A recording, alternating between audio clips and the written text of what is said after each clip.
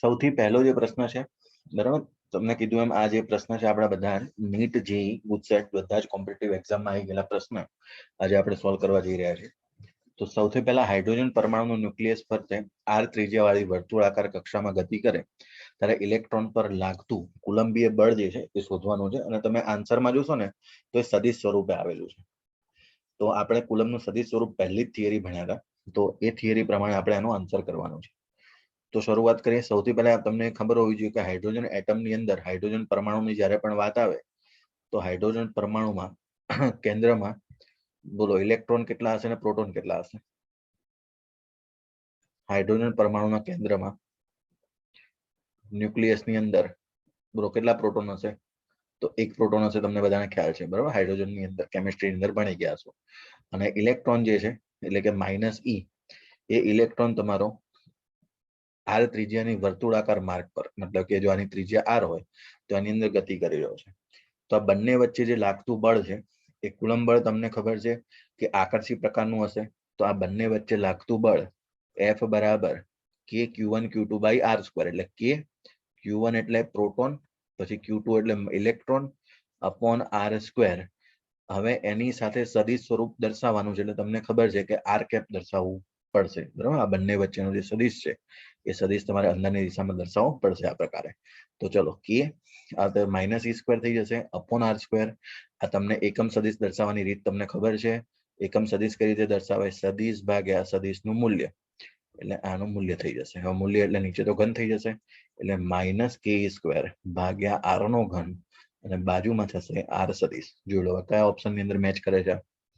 -ke² આ option number D બરાબર. તો આ સૌથી સહેલો પ્રશ્ન, કશું જ છે નહીં આની અંદર બરાબર. એક જ સાથે તમને ખ્યાલ આવી જશે. ચાલો એના પછી નેક્સ્ટ આગળ વધીએ. તમને પણ સમય આપવામાં આવશે સોલ્વ કરવા માટે. ચલો આને પણ સોલ્વ કરવાનું છે. ચલો સ્ટાર્ટ કરો સોલ્વ કરવાનું. વિદ્યુતીય ફ્લક્સની વાત છે. એક પોલા નળાકારમાં q કુલમ જેટલો વિદ્યુત ભાર છે અને વક્રાકાર સપાટી બી સાથે સંકળાયેલ ફ્લક્સ 5 વોલ્ટ ઇન્ટુ મીટર હોય તો સમતલ સપાટી એ સાથે સંકળાયેલું ફ્લક્સ જે છે ખાલી જગ્યા હશે. તો તમે સમજો ધ્યાનથી કે આપણે ફ્લક્સની જ્યારે પણ વાત કરીએ તો ફ્લક્સનો એક ફોર્મ્યુલા મને યાદ આવે છે ગાઉસના નિયમ ઉપરથી. આપણે ડિસ્કસ કરી પણ ચૂક્યા છીએ. phi બરાબર q ભાગ્યા એપ્સાઇલોન નોટ, બધાને યાદ છે બરાબર. તો આ પોલા નળાકારમાં જે વિદ્યુત ભાર છે q કુલમ છે. હવે આ જે q બાય એપ્સાઇલોન નોટ એ તો ટોટલ હોય. આપણે કાલે જેમ પેલા ક્યુબ માટે જેમ વાત કરી હતી લાસ્ટ લેક્ચરમાં એ જ પ્રકારે phi t એટલે ટોટલ q ભાગ્યા એપ્સાઇલોન નોટ. આખા નળાકારની અંદર કુલ વિદ્યુત ભાર જે છે તમારી પાસે અહીંયા આગળ q છે એટલે q ભાગ્યા એપ્સાઇલોન નોટ તમારો જવાબ ટોટલ માટે આવે. પણ આપણે તમને યાદ કરો કે જ્યારે આપણે અનંત લંબાઈના વાહક તાર માટે ગણતરી કરી હતી તો વાહક તાર માટે આપણે આ રીતે એક નળાકાર બનાવ્યો હતો ગાઉસિયન સરફેસ. એની અંદર કુલ 3 સપાટી હતી. બોલો કઈ કઈ સપાટી હતી? 3. આપણે જ્યારે થિયરી ભણ્યા હતા ત્યારે કોણ કહેશે?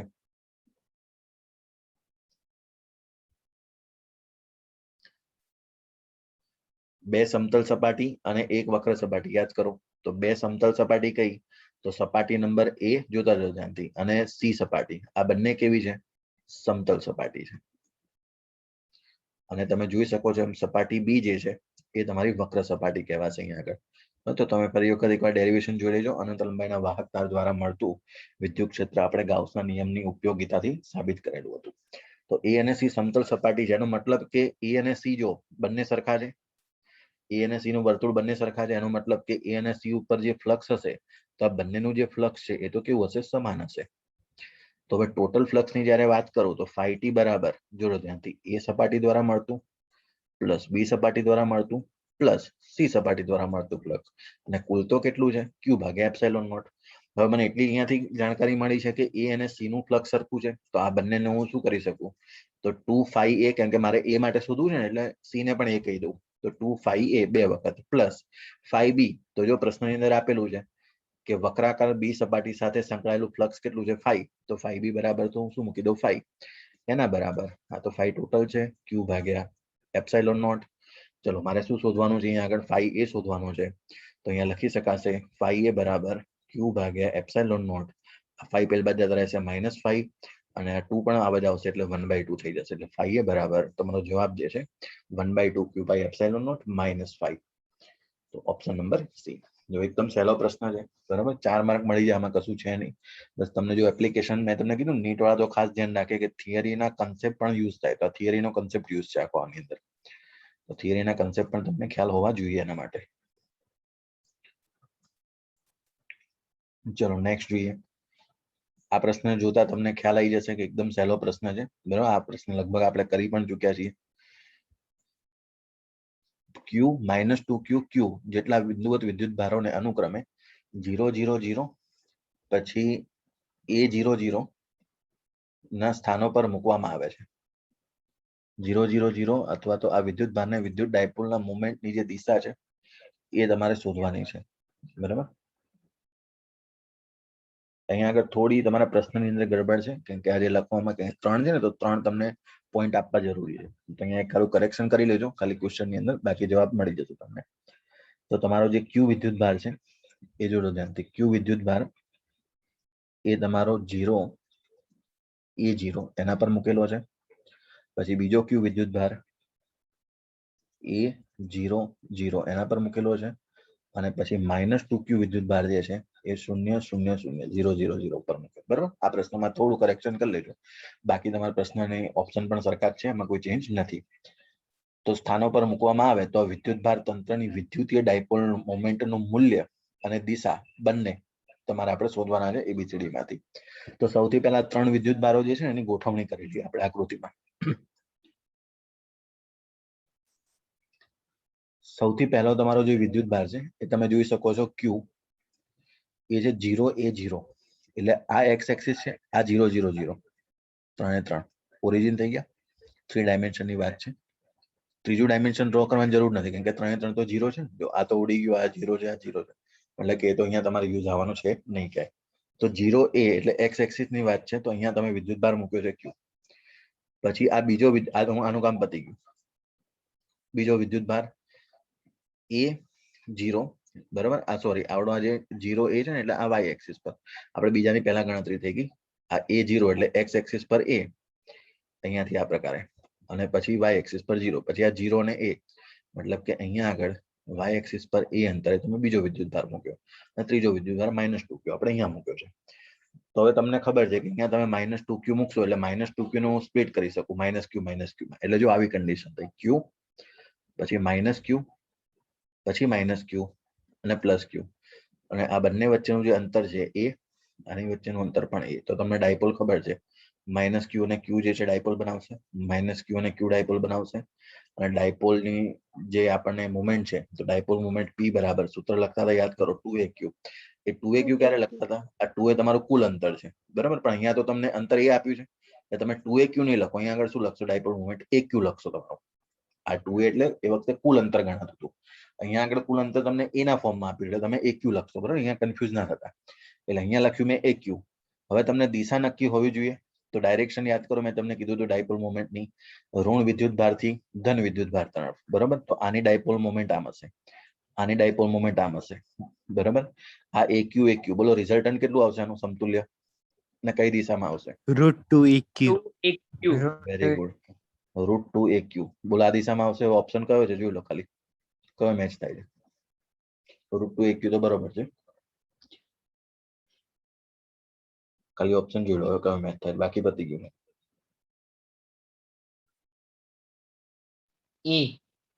Option A.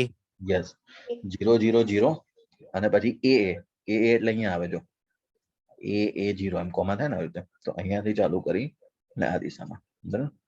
આવો દાખલો આપણે ગણ્યો હતો, યાદ કરો, ટ્રાયંગલ વાળો પણ કર્યો હતો, આ પણ કર્યો હતો, બરાબર. આ બધા આપણે દાખલા આગળ ઓલરેડી કરી ગયા છે, આને તમને એને એક અલગ રીતે આપેલો છે. પ્રશ્ન એ જ છે પણ પૂછવાની રીત અલગ છે એની. ચલો એના પછી આ તો એકદમ સહેલો પ્રશ્ન છે, 4 માર્ક તમને જોઈને મળી જાય, ખાલી ઓરલી આન્સર, કોઈથી કેલ્ક્યુલેશન કરવાની જરૂર નથી. ચલો ગણતરી કરીએ. જો ગણતરીમાં કહીને ફિગરમાં દાખલો પતી જશે, બરાબર. આમાં ખાલી સમજવાનું. આકૃતિમાં દર્શાવેલ r ત્રિજ્યા વાળી ધાતુની રિંગને q વિદ્યુત ભાર આપેલ છે, બરાબર. આકૃતિમાં દર્શાવેલ r ત્રિજ્યા વાળી ધાતુની રિંગને q, એટલે આખું જે રિંગ જોશો ને તો આખી રિંગની અંદર ક્યુ વિદ્યુતભાર છે. એવું નથી કે અડધામાં ક્યુ છે અડધામાં નથી છે, એવું નહીં. ટોટલ આખા રિંગમાં plus plus plus plus plus બધા ભેગા કરો તો ટોટલ ક્યુ વિદ્યુતભાર છે સમાન રીતે વિતરિત થયેલો છે. હવે તમે સમજો કે એને શું કીધું છે, આ રિંગના એકેબી ભાગમાં ના કારણે આની વાત કરે છે. એકેબી આ ભાગ જોજો ડાર્ક કરી દઈએ આની વાત છે. તો આના કારણે ઓ બિંદુ પર મળતું વિદ્યુત ક્ષેત્રનું મૂલ્ય ઈ જેટલું છે. હવે તમને ખબર છે કે આના કારણે મળતું વિદ્યુત ક્ષેત્ર છે આ દિશામાં મળશે, પ્લસ હોય તો બહારની દિશામાં, પેલું માઇનસ હોય તો અંદરની દિશામાં. આપણે આવું જ્યારે ડેરિવેશન કર્યું હતું પેલા નાના આર્કના કારણે, તો તમને ખ્યાલ હશે. તો આ પ્લસ છે, બરોબર. વિદ્યુતભાર પ્લસ ક્યુ આપ્યો એટલે આ દિશામાં મળશે એટલી ખબર પડી. પછી તો આ રિંગના બાકીના ભાગ ઈ સી, બરાબર. અહીંયા આપણે થોડું કરેક્શન કરજો, એટલે થોડા કરેક્શન હું તમને કહી દઈશ જે પણ હશે. બાકીનો ભાગ જે છે ને એ આનો એની વાત છે, ACDB એની વાત છે, બરાબર. ECDB નહીં, ACDB આની વાત કરે છે. જો એ થી ચાલુ કરો, અહીંયાથી આર્યો ACDB આ રીતે, બરાબર. ACDB આ જે બ્લેક કલર કર્યો ને એટલાની વાત છે. તો ACDB માટે વાત છે. હવે સમજો તમે ધ્યાનથી કે આની અંદર તમે શું એવું કહી શકો કે એસી ના કારણે મળતું વિદ્યુત ક્ષેત્ર આ દિશામાં હશે અને બીડી ના કારણે મળતું વિદ્યુત ક્ષેત્ર આ દિશામાં. એનો મતલબ કે બંને વિદ્યુત ક્ષેત્ર એકબીજાને શું કરી દેશે, કેન્સલ આઉટ કરી દેશે, બરાબર. એ તો હટી ગયા.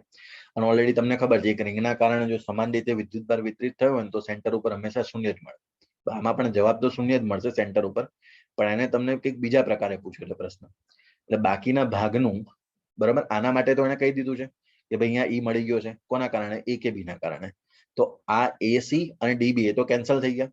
તો હવે તમારા માટે ગણતરી કોની બાકી રહી, ફક્ત ને ફક્ત CD ની. તો CD ના કારણે કઈ બાજુ મળશે, તો આ દિશામાં. છેલ્લે તો કેન્સલ જ થશે, પણ તમારે ખાલી હવે વાત આની CD ની જ કરવાની છે. પેલા માટે તો એને ઈ કહી દીધું એટલે એને ભૂલી જાવ તમે, બરાબર. તો અહીંયા આગળ હવે CD ના કારણે મળતું વિદ્યુત ક્ષેત્ર ઓપ્શન કહી દો કેટલું. જો એને લખેલું પણ છે કેટલું, તો ઈ જેટલું તો છે તમને ખબર જ છે. અને દિશા કહી દો, કયો ઓપ્શન આવશે બોલો. બી, ઓપ્શન બી. કઈ દિશામાં, O થી K તરફ. બહુ સરસ, બરાબર. એટલે ટોટલ તો તમારું શૂન્ય થાય, એ પણ તમે યાદ રાખજો. કોઈ પણ રિંગ હોય ને વિદ્યુત પ્રવાહ આધારિત, તો એના સેન્ટર પર વિદ્યુત ક્ષેત્ર છે શૂન્ય થાય. એ આપણે પહેલાની અંદર પણ ભણી ગયા છીએ. ગાઉસના નિયમની ઉપયોગિતામાં કવચ હતું ને, વિદ્યુત ભારિત કવચ, ત્યાં પણ આપણે વાત કરી હતી. તો એ પણ માટે સાચું છે, રિંગના માટે પણ સાચું છે, દરેક માટે આ સાચી વાત છે. ચલો નેક્સ્ટ ક્વેશ્ચન જોઈએ. જો બહુ જ અગત્યનો પ્રશ્ન આ જેઈ ની અંદર પણ પૂછાયો છે, નીટ ની અંદર પણ પૂછાયો છે, બરાબર. બહુ ધ્યાનથી સમજજો ક્વેશ્ચન. આકૃતિમાં દર્શાવ્યા પ્રમાણે એક દ્રઢ આધારની વાત છે. તો દ્રઢ આધાર પર તમારે બે વિદ્યુત ભારો જે છે, જો ક્યુ અને ક્યુ ને લટકાયા છે, બરાબર. અને જે લંબ અંતર છે વાય છે, અને બે વિદ્યુત ભારો વચ્ચેનું જો અંતર જોવા જશો તો એ તમારું આર જેટલું છે. આ કન્ડિશનને તમારે ફોલો કરવાની છે. અને પછી એને એવું કીધું છે બે દોરીઓ વચ્ચે લટકાવેલ છે, અંતર આર માલુમ પડે છે. અને સ્થિતિ જોડો સંતુલન સ્થિતિ છે. આ બહુ જ ખાસ યાદ રાખજો. સંતુલન સ્થિતિનું કન્સેપ્ટ છે ને આપણે અહીંયા ડિટેલમાં ડિસ્કસ કરીશું, બરાબર. એને તમારે કંઈક એનાથી બીજા દાખલા પણ સોલ્વ થશે. આ તો થશે જ થશે, પણ બીજા પણ ક્વેશ્ચન તમને સોલ્વ કરતા ફાવશે. પછી એને એવું કીધું છે કે બે ગોળાઓ વચ્ચેનું અંતર આર માલુમ પડે છે. હવે દ્રઢ આધારને યથાવત રાખી, બરાબર. આ જે ઉપરનો જે ફિક્સેશન પાર્ટ છે એને ફિક્સ કર્યો, એને એમાં કોઈ ચેન્જ નથી લાવતા, પણ બંને દોરીઓને પહેલાના કરતા અડધી ઊંચાઈએ ક્લેમ્પ વડે જડિત કરવામાં આવે છે. પહેલા કેટલી દોરી અહીંયાથી વાય જેટલું અંતર હતું, હવે પછી અડધું કરી દીધું, y/2. ત્યારે હવે બંને ગોળા વચ્ચેનું જે નવું અંતર છે r' એ ખાલી જગ્યા થાય, બરાબર. તો r' જે છે એ કોના સમપ્રમાણમાં થાય, તો કેટલા બરાબર થાય છે, બરાબર. એ જોઈ લઈએ આપણે. ચલો તો શરૂઆત કરીએ ગણતરી કરવાની. ફિગરની અંદર જોડો, ધ્યાન રાખજો. સંતુલન અવસ્થાનો મતલબ શું થાય? જો માની લો કે અહીંયા આગળ દોરી છે ને તો તણાવ બળ લાગશે ટી, પહેલા તો ટી ના કોમ્પોનન્ટ પડશે. આ થીટા હોય તો જો અહીંયાથી ઝેડ બનશે, તો એનો મતલબ કે આ પણ થીટા. તો આ ભાગ કયો કહેવાશે, ટી કોસ થીટા. અને એનો લંબ ઘટક જે છે એ થઈ જશે તમારો ટી સાઇન થીટા. પછી બીજી વાત આવશે કે ક્યુ વિદ્યુત ભાર છે, દળ એમ છે, તો મતલબ કે નીચે mg લાગશે પહેલા તો, બરાબર. તો અહીંયા નીચે કોણ લાગશે, mg. પછી આ ક્યુ અને આ ક્યુ એ બંને વચ્ચે બળ લાગશે.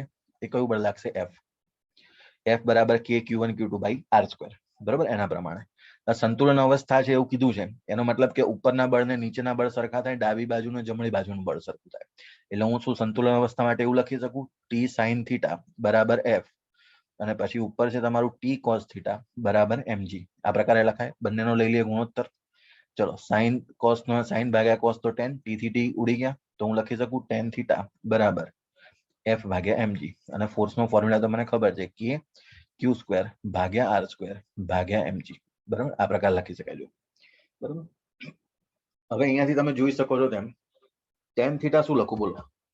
tan થીટા નો ફોર્મ્યુલા લખી શકાય અહીંયાથી આકૃતિમાં.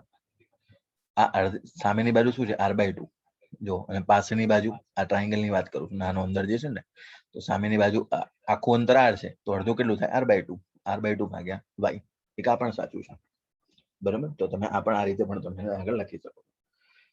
હવે કન્ડિશન 2, બરાબર. આને આપણે સમીકરણ નંબર 1 આપીને છોડી દો. હજુ આપણે રેશિયો લેવાનો છે આગળ. કન્ડિશન 2 માં જો શું આ રીતે ફરી વખત સંતુલન સ્થપાય છે, બરાબર, તો ત્યાં આગળ નવો ખૂણો આવ્યો હશે, તો ત્યાં આગળ હું લખી દઈશ tan થીટા 2, થીટા ડેશ આપી દો કોઈ પણ રેન્ડમલી, તો થીટા ડેશ કરી દીધો. પછી ત્યાં તો f ભાગ્યા mg એ તો એમનું એમ જ રહેશે, બરાબર. હવે r/2 છે, ત્યાં આગળ નવું અંતર શું છે? r ડેશ, તો ત્યાં આગળ મારે શું લખવું પડે? r dash by 2. પછી ભાગ્યા y હતો, તો y ના બદલે અહીંયા શું થઈ ગયું છે? y/2. આ સેકન્ડ ફિગર જુઓ કે r ડેશ નું અડધું શું થઈ જાય? r ડેશ બાય 2, થીટા ના બદલે થીટા ડેશ, એના બરાબર. હવે જોજો ધ્યાનથી, કે q સ્ક્વેર ભાગ્યા r ડેશ નો સ્ક્વેર ભાગ્યા mg, સમીકરણ નંબર 2. બરાબર. ચલો સમીકરણ નંબર 1 અને 2 નો ભાગાકાર કરી દઈએ, બરાબર. એટલે સમીકરણ 2 ભાગ્યા 1 કરો. ચલો કેટલું થશે બોલો? હવે સમીકરણ નંબર 2 ભાગ્યા સમીકરણ નંબર 1, બરાબર. tan થીટા ને છોડ દો, tan થીટા ની કઈ જરૂર નથી, બાકીના 2 ને ભાગી નાખો. ચલો શું થશે બોલો? અહીંયાથી આ તો ઉડી જશે, જોઈ લો 2 ભાગ્યા 1, એટલે અહીંયા જો અહીંયા તમારે કરવું હોય એક સ્ટેપ વધારે દઉં છું, r ડેશ બાય 2 y/2 સમીકરણ નંબર 2 ભાગ્યા r/2 ભાગ્યા y, એના બરાબર kq સ્ક્વેર ભાગ્યા r ડેશ સ્ક્વેર એને ભાગ્યા mg, એને ભાગ્યા kq સ્ક્વેર ભાગ્યા r સ્ક્વેર એને ભાગ્યા mg. બસ લો આખું સ્ટેપ લખી દીધું. ચલો હવે કેટલા ઉડી જશે જોતા જાઓ. mg ગયો, kq સ્ક્વેર ગયો, અહીંયાથી r/2 માં તમે જોશો તો આ તો અહીંયાથી બોલો આ રાઈટ સાઈડમાં, લેફ્ટ સાઈડમાં તમે કેટલું લખું બોલો? હવે કેટલું જશે ને કેટલું વધશે? બોલતા જાઓ ફટાફટ.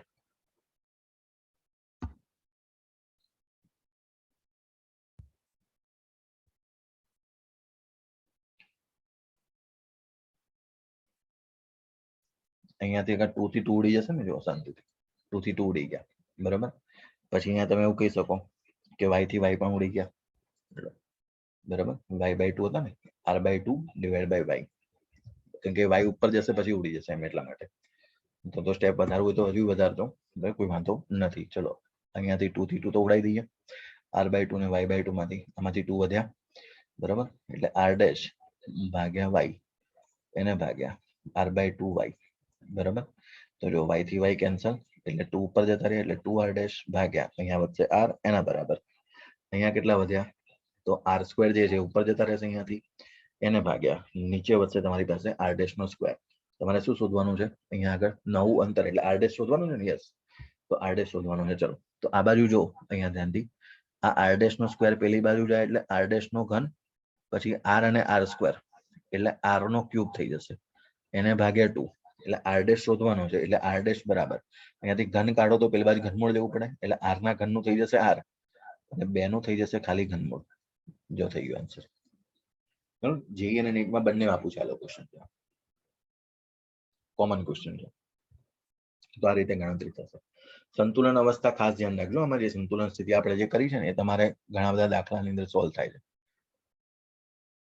આ તમે જે ઇક્વેશન બનાવ્યું, ઇક્વેશન નંબર 1, તો એ તમે જોઈ લો એની અંદરથી. તો તમને કોઈ પણ અનનોન આપીને એમ કે આમાંથી આટલી વસ્તુ આપી છે, તો આ ચોથી કે પાંચમી વસ્તુ તમે શોધી નાખો, તો તમે શોધી શકો છો, બરાબર. એટલે એ સંતુલન અવસ્થા માટે પણ તમારે પ્રિપેરેશન રાખવાની છે. ચલો નેક્સ્ટ ક્વેશ્ચન. આ તો સહેલો જ છે, બરાબર. આમાં થોડું કરેક્શન છે, બરાબર. એ કરેક્શન એટલે મતલબ કે અહીંયા આગળ જે પ્રશ્નમાં થોડું કરેક્શન છે હું કહી દઉં છું, બાકી આન્સર થઈ જશે તમારો. જો અહીંયા તમને એવું કીધું છે વિદ્યુત ક્ષેત્રની તીવ્રતા આપી છે E, 2 × 10⁵ ન્યૂટન પ્રતિ કુલમ, અને થીટા જે છે ખૂણો બનાવે છે 30 ડિગ્રીનો.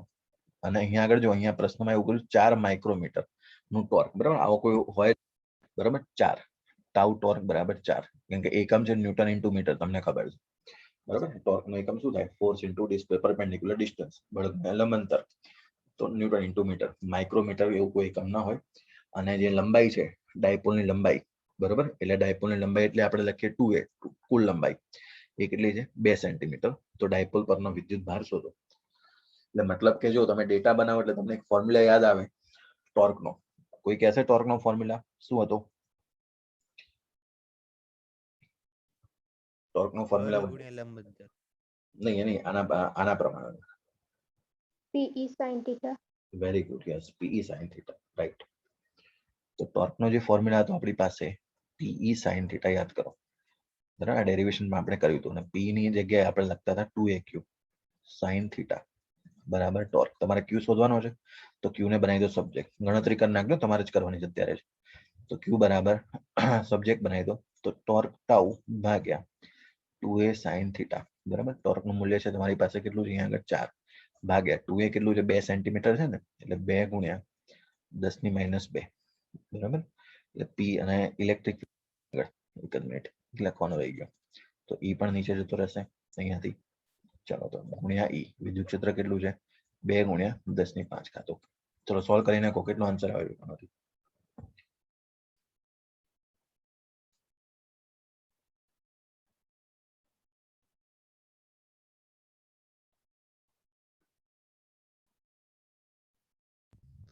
મેથડ બરોબર છે, બરોબર. આન્સર તમારો આવી જશે, કેમ કે એમાં પહેલામાં એક ક્વેશ્ચન માર્ક ગડબડ છે થોડી, બરોબર. પહેલામાં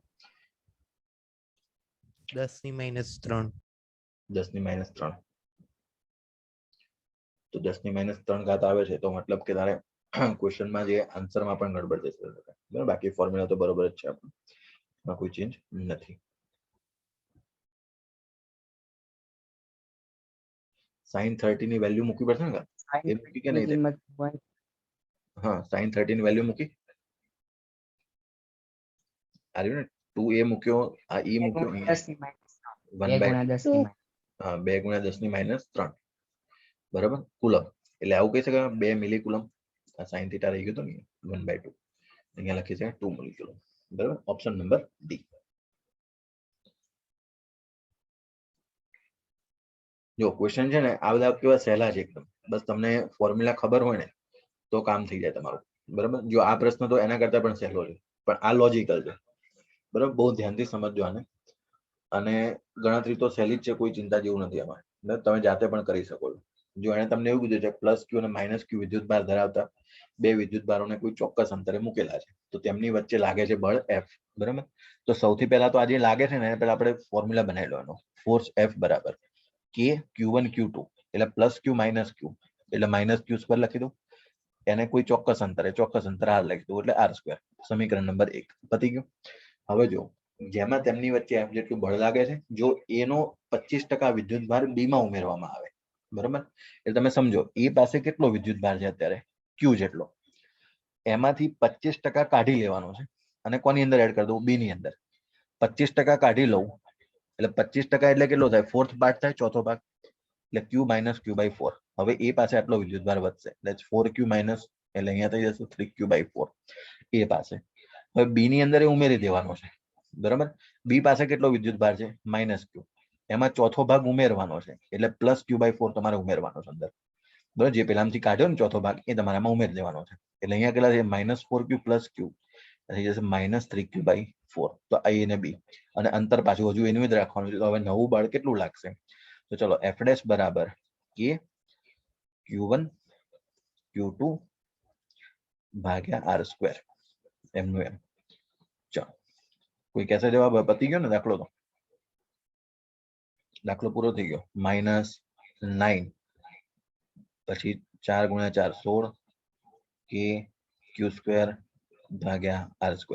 આ -KQ²/r² એટલે કોણ છે? F, એટલે 9/16 F આન્સર આવી ગયો, બરાબર. તો ગણતરી જો સાવ સહેલી છે, કેટલા ટકા કાઢ્યો ને કેટલો ઉમેર્યો, બરાબર. આ ખાસ જોઈ લેજો, આમાં કશું છે નહીં દાખલાની અંદર.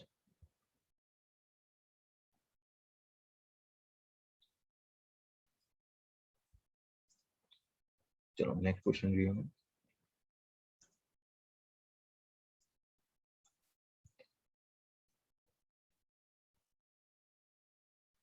ક્યુ જેટલા વિદ્યુત ભારોને જોડતા રેખાખંડના મધ્ય બિંદુએ ક્યુ બરાબર ખાલી જગ્યા વિદ્યુત ભાર મૂકો તો સમગ્ર વિદ્યુત ભાર જે છે તંત્ર સંતુલન અવસ્થામાં રહેશે. બરાબર, આવા દાખલા આપણે કરી ચૂક્યા છીએ જ્યારે આપણે તમને સંતુલન અવસ્થા શીખવાડી હતી. બરાબર, સેમ ટુ સેમ આ દાખલો પણ લગભગ થઈ ગયો ને યાદ છે ત્યાં સુધી મને. ફરી વખત આપણે કરી લઈશું એને. બે વિદ્યુત ભારો છે ક્યુ જેટલા બે બિંદુ જોડતા રેખાખંડના મધ્ય બિંદુએ ક્યુ મૂકવાનો છે. જો એક ક્યુ અહીંયા છે, બીજો ક્યુ વિદ્યુત ભાર અહીંયા છે અને એના મધ્ય બિંદુ પર તમે સ્મોલ ક્યુ વિદ્યુત ભાર મૂક્યો છે. માની લો કે આખું અંતર x છે અથવા તો r છે, જે માનવું હોય તો અહીંયા r/2 ને અહીંયા પણ શું થઈ જશે r/2. તો તંત્રને સંતુલનમાં રાખવાનું છે. સમજજો ધ્યાનથી, તંત્રને સંતુલનમાં રાખવાનું. આપણે એક વિદ્યુત ભારની વાત નથી કરતા, આખી સિસ્ટમ જે છે ને એ ઇક્વિલિબ્રિયમ કન્ડિશનમાં જોઈએ છે. તો આપણે સેન્ટર માટેની ગણતરી કરતા આ પહેલો વિદ્યુત ભાર, આ બીજો વિદ્યુત ભાર અને ત્રીજો વિદ્યુત ભાર, બીજા વિદ્યુત ભાર પણ ગણતરી ના કરતા પહેલા અથવા તો ત્રીજા ઉપર સંતુલન સ્થાપી દઈએ, બરાબર, તો તમને જે સ્મોલ ક્યુ ની વેલ્યુ મળે એ તમારો આન્સર છે. બરાબર, કેમ કે વચ્ચેવાળા માટે સ્થાપશો ને તો અમે ઉડી જવાનું છે. બરાબર, વચ્ચેવાળા માટે તમે ગણતરી કરો તો ખાલી તમને r/2 અંતર જ મળશે, બાકી કઈ મળશે નહીં, બરોબર જ થશે, ઇક્વલ થઈ જશે. એટલે એનો તમે જવાબ મળે નહીં. તો હવે હું લખીશ અહીંયા આગળ ત્રીજા વિદ્યુત ભાર પર લખીએ. ચલો, તો થર્ડ ચાર્જ પર, બરાબર, ત્રીજા વિદ્યુત ભાર પર આપણે જો વાત કરીએ સંતુલન બનાવતા, તમારે જ ગણતરી કરવાની છે. શરૂઆત કરજો ગણતરી કરવાની. ત્રીજા વિદ્યુત ભાર પર ચલો કોણ કોણ બળ લગાવશે? તો એક તો પહેલો વિદ્યુત ભાર બળ લગાવશે અને બીજો વિદ્યુત ભાર બળ લગાવશે. પહેલો વિદ્યુત ભાર કેટલું બળ લગાવશે? KQ1 Q2 એટલે KQ² ભાગ્યા અંતર કુલ કેટલું છે પહેલા અને ત્રીજા વચ્ચે r². પછી બીજા ત્રીજા માટે KQ1 Q2 ભાગ્યા r/2² બરાબર 0. બરાબર, ચલો આટલું થઈ ગયું. હવે તમારે સ્મોલ ક્યુ ની વેલ્યુ મને શોધીને કહેવાની છે. આમાંથી ટ્રાય કરો છો જાતે, આમાંથી સ્મોલ ક્યુ શોધીને કહો.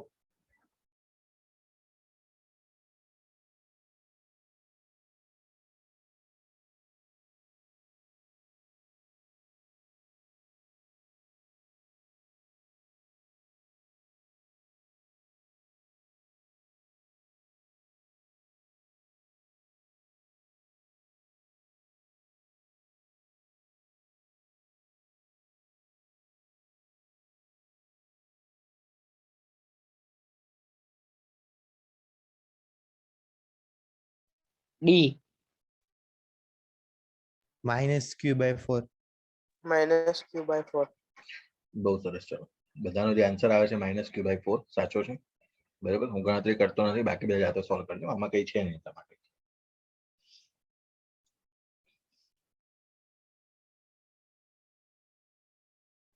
ચલો નેક્સ્ટ ક્વેશ્ચન. JEE નો ક્વેશ્ચન છે, જોવો ધ્યાનથી, 2003 નો. આ પણ સહેલો પ્રશ્ન છે. બરાબર, કોઈ અઘરો નથી, બસ તમને ખાલી ડાયરેક્શન આપેલા જે કમ્પોનન્ટ છે એ નીકાળતા આવડવા જોઈએ. આકૃતિમાં દર્શાવ્યા પ્રમાણે તમને -q1 વિદ્યુત ભાર ઓરિજિન ઉપર મૂકેલો છે, ઉગમ બિંદુ પર. પછી બીજો જે વિદ્યુત ભાર છે તમે જોઈ શકો છો એ +q2 અહીંયા મૂક્યો છે b અંતરે, અને કયો છે q3 વિદ્યુત ભાર, ઓકે, અહીંયા મૂકેલો છે એ અંતરે, આ રીતે આડો થીટા ખૂણા ઉપર. તો એવું કીધું છે કે -q1 વિદ્યુત ભાર પર લાગતા પરિણામી બળનો x ઘટક ખાલી જગ્યાના સમપ્રમાણમાં છે. બરાબર, તો પેલો જે સદિશ સ્વરૂપ એટલે કે જે કોમ્પોનન્ટ બેન્ડ ટોટલ જે આપણે સંપાતપણાનો સિદ્ધાંત તમને યાદ હશે કે એક વિદ્યુત ભાર પર કેટલા જણા બળ લગાવે એ બધાનું રિઝલ્ટન્ટ શોધવાનું છે. તો રિઝલ્ટન્ટ જે સમતુલ્ય શોધશો એમાં તમારે એનો x ઘટક શોધવાનો છે. બરાબર, બાકી કઈ નવું નથી આમાં. તો ચલો આપણે શરૂઆત કરીએ ધીરે ધીરે. તો હું -q ની વાત કરીશ તો એના ઉપર કોણ કોણ બળ લગાવશે? તો બે વિદ્યુત ભારો, એક +q2 વાળો અહીંયા છે એ લગાવશે બળ, એક આ વિદ્યુત ભાર લગાવશે, અને -q3 આ બંને વિદ્યુત ભારો બળ લગાવવા જઈ રહ્યા છે. હવે દિશાની નક્કી કરીશું આપણે. ચલો, તો -q1 અને +q2, બોલો આ બંને વચ્ચે કયું બળ લાગશે? -q1 અને +q2 વચ્ચે, અને કઈ દિશામાં? આકર્ષણ. એટલે મતલબ કે એની દિશા જે છે આ દિશા હશે, x દિશામાં. હવે એને આપણે નામ આપી દઈએ F1. બોલો મૂલ્ય કેટલું લખવું? k q1 q2, પેલો માઇનસ આવી જશે, અંતર કેટલું છે b એટલે એનો b નો વર્ગ. બોલો F1 થઈ ગયું. ચલો F1 નું કામ પતી ગયું. અહીંયા આગળ F1 ને ડાયરેક્શન થોડી ઉપર બતાવી દઈએ એટલે વચ્ચે નળને ડ્રો કરવામાં, આ દિશામાં F1. ચલો હવે -q2 સોરી -q3 અને -q1 બરાબર, આડો છે ને એની વાત કરીએ છીએ, આડો વિદ્યુત ભાર થીટા કોણે મૂક્યો છે એ અંતરે. આ બંને વચ્ચે કયું બળ લાગશે? અપાકર્ષી. અપાકર્ષી. અલોંગ ધ લાઈન જોઈનિંગ તમને શીખવાડ્યું છે, જોડતી રેખાને હંમેશા આ પ્રકારે. તો આ થીટા છે, તો આ પણ શું થઈ જશે? થીટા થઈ જશે. બરાબર, તમને ખ્યાલ છે. આ જે બળ છે એનું નામ આપી દઉં F2. F2 બળનું મૂલ્ય કે Q1 Q2 એટલે કોણ કોણ છે? Q1 છે અને Q3 છે, minus minus plus upon a square. આટલું થઈ ગયું. એના પડશે બે ભાગ, બરોબર, કોસ થીટા અને સાઇન થીટા. તો થીટા વાળો થશે કોસ થીટા, એટલે આપણે એની તો જરૂર છે નહીં, એટલે હું ગણતરી લેતો જ નથી, કે એક્સ એક્સિસ ની વાત કરી. તો F1 માં કોણ જોડાઈ જશે? બોલો, F2 સાઇન થીટા. આ જોડાઈ જશે, તો આ એક્સ ઘટક થઈ ગયો. આ ક્લિયર છે ને? આટલું તો બહુ જ સહેલું છે. જો કોસ થીટા મેં કેમ ના ગણ્યો, લખવાની જરૂર નથી, કેમ કે એને એક્સ ઘટક પૂછ્યો. આ મારો આન્સર છે. હવે આન્સર ને થોડો મોડિફાઈ કરશું એટલે એબીસીડી માંથી મેચ કરી જશે. ચલો, તો F1 બરાબર માઇનસ કે Q1 Q2 ભાગ્યા b સ્ક્વેર. હવે તમારે જાતે જ કહેવાનું છે ને, પ્લસ F2 એટલે કે Q1 Q3 ભાગ્યા a સ્ક્વેર અને પાછળ છે તમારું સાઇન થીટા. બોલો, હવે એબીસીડી માંથી કયો કોમન નીકળશે? પહેલા તો કે તો કોમન નીકળી જશે, Q1 પણ કોમન નીકળી જશે, Q2 ભાગ્યા b સ્ક્વેર પ્લસ Q3 ભાગ્યા a સ્ક્વેર અને પાછળ છે સાઇન થીટા. લો, કયો છે ઓપ્શન? બોલો હવે આમાંથી.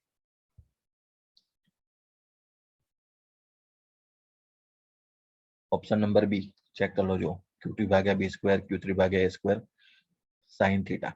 બરાબર, આ તો કોન્સ્ટન્ટ છે, અચળ છે. બરાબર, એટલે એકચ્યુઅલી આ લખવું હોય તો આખું લખવું પડે. બરાબર, ઓપ્શન મેં ખાલી આટલો પાછળનો જ ભાગ તમને આપેલો છે. બરાબર, તો આ થઈ ગયો તમારો આન્સર. બરાબર, એકદમ સહેલું છે. જો તમારા જે ઘટક છે એ ઘટકોને તમારે ગોઠવવાના હતા. સર માઇનસ છે એનું. કયો? માઇનસ સાઇન નહીં આવે ને, પ્લસ થશે ને. થીટા આ રીતે આવે ને, અહીંયાથી થીટા આ લીધો આપણે, બરાબર, એટલે આ ઘટક કયો થઈ જશે? આગળ કોસ થીટા અને આ થઈ જશે તારો સાઇન થીટા. બરાબર, આ પ્રકારે. અને પ્લસ અહીંયા કયો હતો? તો અહીંયા આપણે આ જે નવું નામ આપ્યું તો F1 હતો, પ્લસ આ બીજું નામ આપ્યું F2. જોડાય ને, બંને એક્સ દિશામાં જાય તો વચ્ચે કઈ નિશાની આવે? પ્લસ.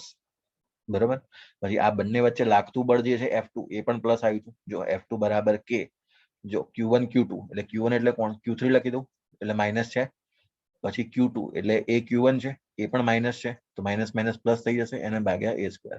એટલે આ થઈ જશે તારું કે Q1 Q3 ભાગ્યા a સ્ક્વેર. બરાબર, આ પ્રકારે.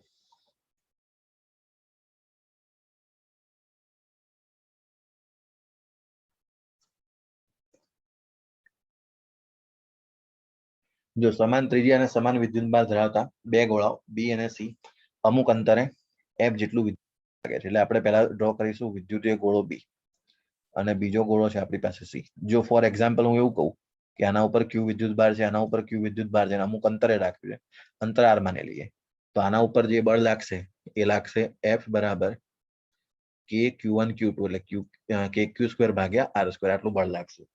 હવે એને કીધું છે એમ પ્રમાણે આપણે કામ ચાલુ કરીએ કે ત્રીજા સમાન વિદ્યુતભાર, સમાન ત્રિજ્યા વાળું પરંતુ વિદ્યુતભાર વિહીન એવો ગોળો એ પહેલા બી ને અને પછી સી ને ટચ કરાવવાનો છે. એટલે એક ગોળો લઈને આવીએ છીએ આપણે, જે ગોળો છે એ, જેના પર કુલ વિદ્યુતભાર છે શૂન્ય. વિદ્યુતભાર રહિત મતલબ કે કુલ વિદ્યુતભાર શૂન્ય છે. બરાબર, જેટલા પ્લસ એટલા માઇનસ, એનો મિનિંગ એવો થાય. એને પહેલા કોની સાથે ટચ કરાવવાનો છે? બી સાથે. તો બી ગોળો લઈ લો. બી ગોળા ઉપર વિદ્યુતભાર કેટલો છે? ક્યુ. હવે આપણે શીખ્યા છીએ કે આ બંને ઉપર હવે સમાન રીતે વિદ્યુતભાર વિતરિત થશે. Q પ્લસ 0 ડિવાઈડ બાય 2 એટલે Q બાય 2 Q બાય 2 એ રીતે. બરાબર, આ રીતે. તો હવે એ ગોળા ઉપર કેટલો વિદ્યુતભાર આવી ગયો? તો નેક્સ્ટ કેસની અંદર હવે આના ઉપર Q બાય 2 વિદ્યુતભાર આવી ગયો અને બી ગોળા ઉપર તમારી પાસે Q બાય 2 વિદ્યુતભાર આવી ગયો ફાઇનલી. પછી હવે એ ગોળાને કોની સાથે ટચ કરાવવાનો છે? તો સી ગોળા સાથે. તો એ ગોળા ઉપર ચલો, તો એ ગોળા ઉપર Q બાય 2 વિદ્યુતભાર તો છે જ, એને હવે તમે સી સાથે ટચ કરાવો. તો સી ગોળા ઉપર જો પહેલા કેટલો વિદ્યુતભાર હતો, એને તો હજુ કંઈ કર્યું નથી આપણે. સી ગોળા ઉપર ક્યુ વિદ્યુતભાર. હવે બંનેને ટચ કરાવો તો બંનેનો સરવાળો Q પ્લસ Q બાય 2 ભાગ્યા 2 એટલે થઈ જશે અહીંયાથી 2Q પ્લસ Q 3Q ને નીચે આવી જશે બે બીજા એટલે 3Q બાય 4 3Q બાય 4 આ કન્ડિશન આવી જશે. બરાબર, અને હવે એવું કીધું છે બી અને સી ની વાત કરો ભેગા કરીએ તો બી ગોળા ઉપર તમારી પાસે કેટલો વિદ્યુતભાર આવી ગયો છે? Q by 2. પછી સી ગોળા ઉપર તમારી પાસે કેટલો વિદ્યુતભાર આવી ગયો છે? 3Q by 4. તો હવે જે બળ છે કેટલું લાગશે? તો લખીશું બળ F બરાબર કે Q1 Q2 ભાગ્યા આર સ્ક્વેર, અંતરમાં કોઈ ફેરફાર છે નહીં. તો જોઈ લો ધ્યાનથી, અહીંયાથી થઈ જશે 3 અને અહીંયાથી 4 ગુણ્યા 2 8 એટલે 3/8 કે ક્યુ સ્ક્વેર ભાગ્યા આર સ્ક્વેર. આ કે ક્યુ સ્ક્વેર ભાગ્યા આર સ્ક્વેર એટલે તો f છે, એટલે 3f/8 તમારો આન્સર. બરાબર, આ રહ્યો. એકદમ સહેલો છે, કે અઘરું છે નહીં. બરાબર, એકદમ સહેલો પ્રશ્ન.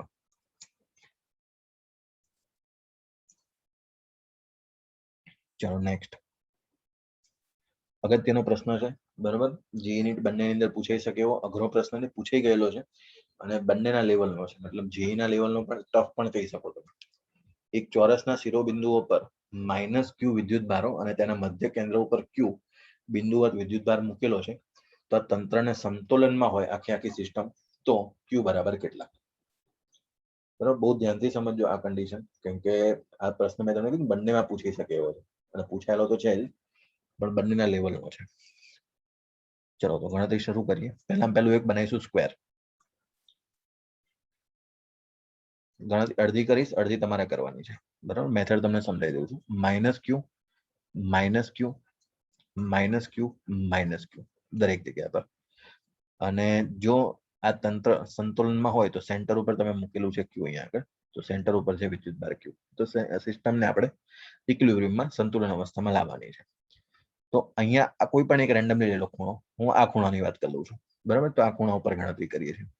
તો આ -q અને -q આ બંને વચ્ચે અપાકર્ષી બળ લાગશે આ દિશામાં. એને હું નામ આપું છું f. આ -q અને આ -q આ બંને વચ્ચે બળ લાગશે f. બરાબર, કેમ કે જો સાઈડ જે છે ને કઈ અહીંયા આપેલી નથી, સાઈડ ને હું શું માની લઉં છું a સાઈડ, એટલે આ થઈ જશે a, આમાં કોઈ પ્રોબ્લેમ નથી. પછી આ પ્લસ q આ જે છે ને વચ્ચેનો સેન્ટર વાળો, એને ભૂલી જાઓ અત્યારે, એને ધ્યાન ના આપો, એને છોડી દો. ચાલો એને કરી દઈએ બંધ. પછી -q અને -q આની વાત કરું છું. ચલો નામ આપી દે એટલે તમને ખ્યાલ આવે. a b c d કહી દો. ચલો તો a b c અને d. બરાબર, ચલો તો આપણે a b નું કામ થઈ ગયું, c b નું કામ થઈ ગયું. હવે d અને b ની વાત કરું છું. તો d અને b એટલે d ઉપર -q અને b ઉપર -q એટલે બંને વચ્ચે અપાકર્ષણ, એટલે આનું બળ લાગશે. હું f' નામ કહીશ. f' નામ કહેવાનું કારણ શું છે? કેમ કે અંતર બદલાઈ જશે. બરાબર, એટલે d અને b વચ્ચેનું અંતર કોણ કહેશે? કેટલું થશે બોલો? d અને b વચ્ચેનું અંતર √2a. વેરી ગુડ, એટલે મેં f' કીધું. બરાબર, ચલો હવે આ બંનેનું સમતુલ્ય કોણ કહેશે? આ f અને આ f, આ બંનેનું સમતુલ્ય કેટલું થશે? √2f થશે. હા, એ કોની સાથે જોડાશે? આની સાથે, તો √2f થઈ જશે. બરાબર, એટલે તમારું જે કન્ડિશન જો કે આ બળ જે છે ને ઉપરની દિશામાં આ ક્રોસ ડાયરેક્શનમાં, એમ કહું છું તમને, d થી b ની ડાયરેક્શનમાં f' પ્લસ √2f જેટલું લાગી રહ્યું છે. બરાબર, હવે એને એવું કીધું છે કે તંત્ર સંતુલન સ્થિતિમાં છે. હવે સંતુલન સ્થિતિમાં હોય તો આ જે બળ લાગે છે ને એને પણ સંતુલનમાં કંઈક ને કંઈક હોવું જોઈએ. તો એને સંતુલન માટે મારે શું વિરુદ્ધ દિશામાં આટલું જ બળ લગાવવું પડે, ત્યારે જ સિસ્ટમ સેટ થાય, નહીં તો સંતુલન અવસ્થામાં આવશે નહીં. તો આની વિરુદ્ધ દિશામાં કેટલું બળ તો કોણ લગાવશે? હવે વધ્યો છે કોણ? તમારો સ્મોલ q વધ્યો છે, તો એની જ વાત છે. તો સ્મોલ q જે છે કે -q ને શું કરશે? એટ્રેક્ટ કરી દેશે ને આ દિશામાં. એ તમને ખ્યાલ છે. આ સ્મોલ q શું કરશે? -q ને એની દિશામાં એટ્રેક્ટ કરી લેશે. એટલે આ એટ્રેક્ટ કરશે એટલે પ્લસ q તો છે જ, એટલે આને કરી દેશે એટ્રેક્ટ. તો એટ્રેક્ટ કરવા માટે એને બંને વચ્ચેનું અંતર કોણ કહેશે? ચલો બોલો. આ સેન્ટર થી આ b નું અંતર કેટલું? a/√2. બરાબર, આ √2 એનું પણ અડધું કરી દો એટલે કેટલું આવશે? a/√2. અને આને આપણે નામ આપી દઈએ f અને f' તો આપી દીધું ને, તો આને આપણે નામ આપી દઈએ f'. બરાબર, અને હવે સંતુલન સ્થિતિમાં લાવી દઈએ. ચલો તો ગણતરી ચાલુ કરીએ. f' બરાબર f' પ્લસ √2f.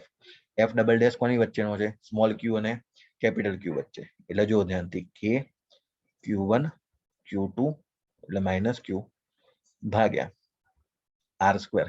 r² એટલે લખાશે a/√2 નો હોલ સ્ક્વેર. બરાબર, હવે વાત આવશે f'.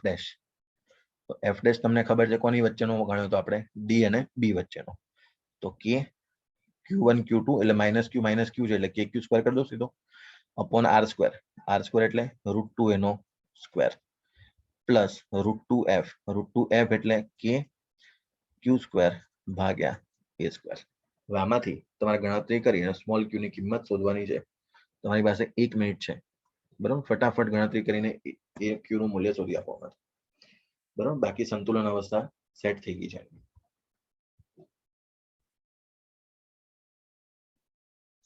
જે ઉડતું હોય પહેલા ઉડાઈ દો, કોમન નીકળતું ને એ બધું ઉડી જશે. જો કે પછી કેપિટલ ક્યુ તો ઉડી જ જશે પહેલા, બરોબર. પછી એ સ્ક્વેર પણ બધામાં છે, એ પણ ઉડી જશે, બરોબર. એટલે એને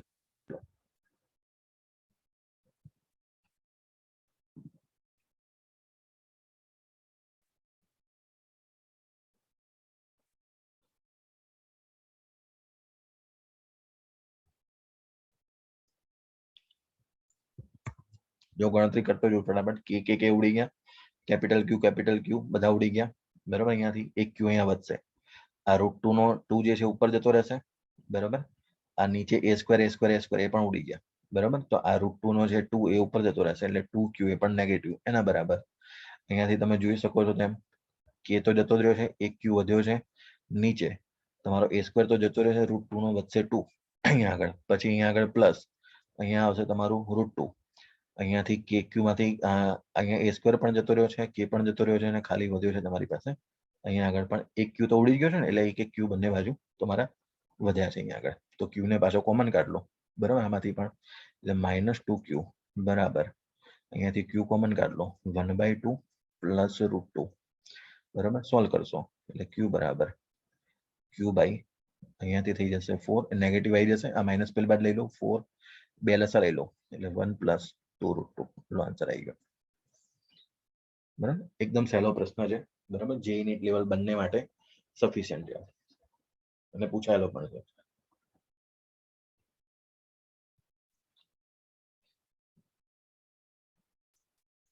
ચલો નેક્સ્ટ. 3 × 10⁴ વોલ્ટ પ્રતિ મીટર જેટલા સમાન વિદ્યુત ક્ષેત્રમાં 9.9 × 10⁻15 kg દળ ધરાવતું તેલનું એક બુંદ સ્થિર લટકી રહેતું હોય તો તેના પરનો જે વિદ્યુત ભાર છે એ ખાલી જગ્યા થશે. આ પ્રશ્ન લગભગ આપણે કેલ્ક્યુલેશન વખતે સોલ્વ કર્યો છે, વેલ્યુ કંઈક અલગ હશે, બરાબર. મેં તમને કરાયેલો છે. જો આની ગણતરી કઈ રીતે કરવી, તો તમને ખબર છે કે બેલેન્સ કન્ડિશન છે, સ્થિર અવસ્થા છે, લટકી રહે છે, એનો મતલબ કે બેલેન્સ કન્ડિશન છે. વિદ્યુત ક્ષેત્રમાં મૂક્યું છે એટલે લાગશે ઈ. નું મૂલ્ય 3 × 10⁴ વજન આપ્યું છે m બરાબર 9.9 × 10⁻15, બરોબર. અને તેલનું એક ટીપું જે છે સ્થિર અવસ્થામાં, તો એનો વિદ્યુત ભાર q શોધવાનો છે, બરોબર. તો આ કન્ડિશનમાં મેં તમને શીખવાડ્યું હતું કે qe જે છે એને કોણ બેલેન્સ કરશે, mg. કેમ કે જો એક ટીપું હશે તો નીચેનું બળ લાગશે mg, અને એના ઉપર જો q વિદ્યુત ભાર જે છે એ હશે તો એના ઉપર વિદ્યુત ક્ષેત્ર આ દિશામાં બળ લગાવશે qe જેટલું. આ બંને સામસામે બેલેન્સ થાય તો જ આ ટીપું જે છે બેલેન્સ કરી આપશે, બરોબર. તો q બરાબર લખાશે તમારે mg ભાગ્યા e, બરોબર. માસ આપ્યું છે, g નું મૂલ્ય તમે 10 અથવા તો 9.8 કઈ ના કીધું હોય, બરોબર, તો તમે 10 લઈ શકો છો ત્યાં આગળ, બરોબર. જો સ્પેસિફિકમાં 9.8 કીધું હોય તો 9.8 જ લેવાનું. અહીંયા તમે 10 લઈ લો અને એને સોલ્વ કરશો એટલે તમારો જવાબ આવી જશે, બરોબર. આમાં આપણે ટાઈમ વેસ્ટ કરતા નથી કેમ કે આ ઓલરેડી આપણે કેલ્ક્યુલેટ કરી ચૂક્યા છીએ.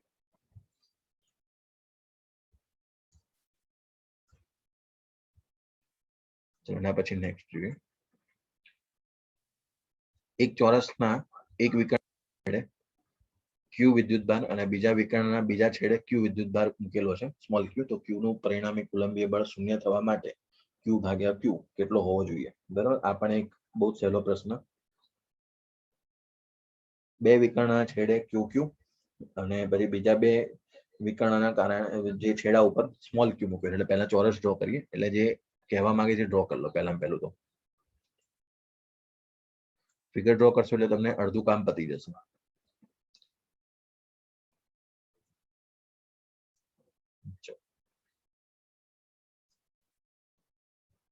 અહીંયા આગળ મૂકી દઈએ ફોર એક્ઝામ્પલ, અહીંયા સ્મોલ ક્યુ મૂકી દો, વિકર્ણ થઈ ગયો ને.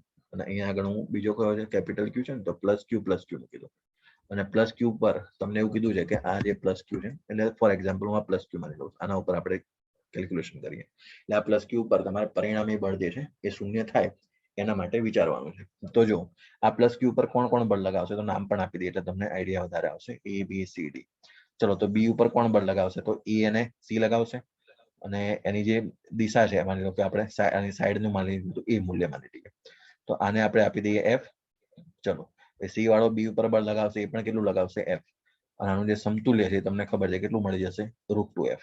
અને સંતુલન અવસ્થામાં છે તો આ દિશામાં લાગે છે √2F. તો સંતુલન કરવા માટે એની વિરુદ્ધ દિશામાં બળ સંતુલન અવસ્થામાં આવવું જોઈએ. તો એ કોને બળ લગાવશે? તો અહીંયા નામ આપી દઈએ આપણે એફ ડેશ. કોણ લગાવશે? તો ડી અને બી વચ્ચે. બરાબર, તો ડી અને બી વચ્ચે આ પ્રકારનું જે બળ છે એ તમારું આકર્ષી પ્રકારનું લાગે તો તમારી કન્ડિશન જે સંતુલન થશે, બાકી થશે નહીં. બરાબર, તો ચલો ગણતરી કરી લઈએ. આ એફ અને એફ નું મૂલ્ય તમને ખબર છે. પહેલા તો આને સરખાઈ દો. 2f બરાબર f ડેશ, √2f બરાબર f ડેશ. √2 f બરાબર કેટલા? કે કોની કોની વાત છે? કેપિટલ ક્યુ ને સ્મોલ ક્યુ ની. બરાબર, f એટલે કોની વચ્ચે? કેપિટલ ક્યુ ને સ્મોલ ક્યુ, એટલે ક્યુ ક્યુ ભાગ્યા a સ્ક્વેર બરાબર f ડેશ. f ડેશ એટલે પ્લસ ક્યુ અને પ્લસ ક્યુ ની વાત છે. બરાબર, તો એના બરાબર. બરાબર, તો અહીંયા આગળ લખાશે તમારે એને ઇક્વલ ટુ, અહીંયા લખવાનું થશે તમારે. જો એકચ્યુઅલમાં છે ને આ તમારે નેગેટિવ હોવું જરૂરી છે. બરાબર, જો તમે એક્ઝેક્ટ ગણતરી કરતા હોય તો તમારો આમાં નેગેટિવ નહીં હોય તો તમારે લોજિકલી તમારે નેગેટિવ લખવું પડશે. નહીં તો જો તમે ડાયરેક્ટ કરતા હોય તો √2f પ્લસ f ડેશ બરાબર 0 આવું લખો તો પણ તમારો ડાયરેક્ટ નેગેટિવ થઈ જશે. નહીં તો પછી પહેલામાં તમારે માઇનસ સ્વીકારવું પડશે. બરાબર, નહીં તો પ્રોબ્લેમ થઈ જશે. એટલે plus f dash. f dash એટલે તમે લખશો અહીંયા આગળ k પ્લસ ક્યુ એટલે કે ક્યુ સ્ક્વેર ભાગ્યા આ બંને વચ્ચેનું અંતર, વિકર્ણ વચ્ચેનું કેટલું લખાશે? √2a નો સ્ક્વેર એના બરાબર 0. ચલો આને સોલ્વ કરી દો. ક્યુ ભાગ્યા ક્યુ હવે કેટલો આવે છે બોલો? જેટલું ઉડતું એટલું ઉડાવો અને કેપિટલ ક્યુ ભાગ્યા સ્મોલ ક્યુ માટે ગણતરી બતાવો.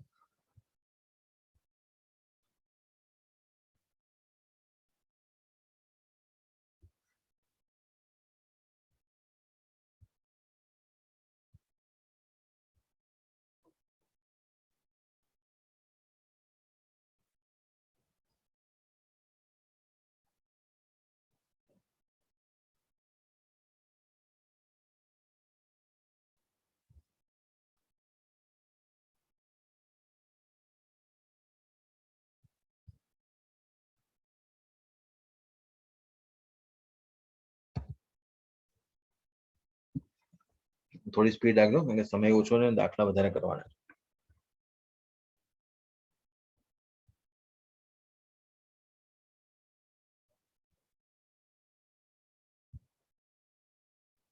A. Option A yes right, -2. બરાબર, ચેક કરી લેજો બાકી બધા. બરાબર, આન્સર સાચો.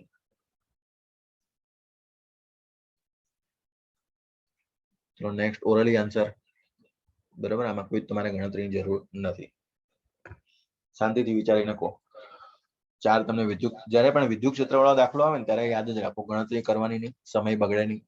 બરાબર, લોજિક આપણે વિદ્યુત ક્ષેત્ર રેખાવાળું ભણી ગયા છે એના ઉપર આધારિત હોય અને તરત જવાબ આવી જાય. એક લાંબા પોલા નળાકારની ઉપરના અડધી ધન ભારિત સપાટી છે. બરાબર, નળાકાર છે, ઉપરનો ભાગ અડધો પ્લસ છે અને અડધો માઇનસ છે નીચે. બરાબર, માઇનસ સિગ્મા મતલબ છે.